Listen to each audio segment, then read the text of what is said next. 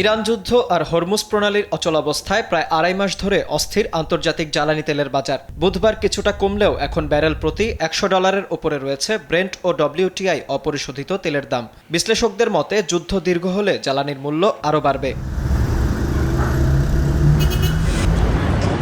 জ্বালানি বাজারের এই অস্থিরতার ধাক্কা সরাসরি লাগছে যুক্তরাষ্ট্রের সাধারণ মানুষের জীবনে। গেল এপ্রিল দেশটিতে মূল্যস্ফীতি বেড়ে দাঁড়িয়েছে 3.8%, যা গত 3 বছরের মধ্যে সর্বোচ্চ। সবচেয়ে বেশি বেড়েছে জ্বালানি, খাদ্য ও বাড়ি ভাড়া খরচ, যা 2022 সালের পর সর্বোচ্চ পর্যায়ে। শুধু জ্বালানি নয়, দ্রুত বাড়ছে মুদি পণ্যের দামও। মার্কিন শ্রম পরিসংখ্যান ব্যুরোর তথ্য অনুযায়ী এপ্রিল মাসে মুদি পণ্যের দাম বেড়েছে 0.7%, প্রায় 4 বছরের মধ্যে যা সবচেয়ে বড় বৃদ্ধি। তাজা সবজির দামও 3 মাসে বেড়েছে 44%-এর বেশি।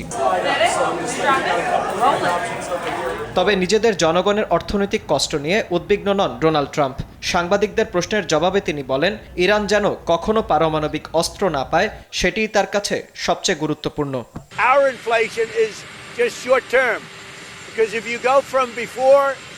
আমেরিকানদের আর্থিক পরিস্থিতি নিয়ে আমি একদমই ভাবছি না। আমি শুধু চাই ইরান যেন কখনো পারমাণবিক অস্ত্র না পায়। As soon as this war is over, you're going to see inflation go down to probably 1.5%. অর্থনীতিবিদরা বলছেন, যুদ্ধের কারণে জ্বালানি পরিবহন ব্যয় বাড়ায় বিশ্বজুড়েই বাড়ছে নিত্যপণ্যের দাম। এর কারণে এশিয়ার শেয়ার বাজারেও দেখা দিয়েছে অস্থিরতা। বুধবার দক্ষিণ কোরিয়া ও জাপান সহ বেশিরভাগ শেয়ার বাজার নিম্নমুখী থাকায় কেনাবেচা হয়নি তেমন। বিনিয়ামিন, RTV।